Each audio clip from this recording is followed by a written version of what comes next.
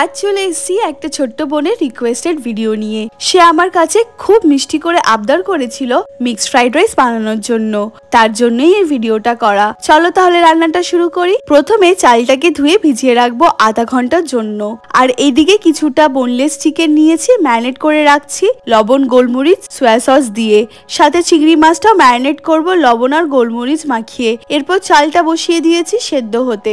যতক্ষণ ভাতটা হচ্ছে ততক্ষণে একটা ডিম ফাটিয়ে ঝুড়ি ঝুড়ি করে ভেজে নেব। আর এক এক করে ম্যারিনেট করা চিকেন আর চিংড়িটাও ভেজে তুলে রাখবো। এবার প্যানে কিছুটা রসুন আদা কুচি দিয়ে হালকা নেড়ে দিয়ে দেব ছোট করে কেটে রাখা গাজর ক্যাপসিকাম পেঁয়াজ।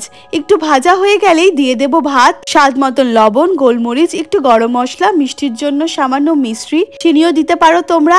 একদম ছোট ছোট করে কেটে রাখা বিনস, কাঁচা লঙ্কা, সয়া সস, ভিনিগার, ভেজে রাখা ডিমের ঝুড়ি, চিকেন আর চিংড়ি সবগুলোকে একসাথে মিক্স করে নেব। তাহলে রেডি খুবই টেস্টি মিক্সড ফ্রাইড রাইস।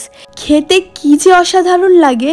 এরকম করে বানালে সাইড ডিশের কোনো প্রয়োজনই পড়ে না। রেসিপিটা কেমন লাগলো জানিও। দেখা হচ্ছে পরের ব্লগে। বাই।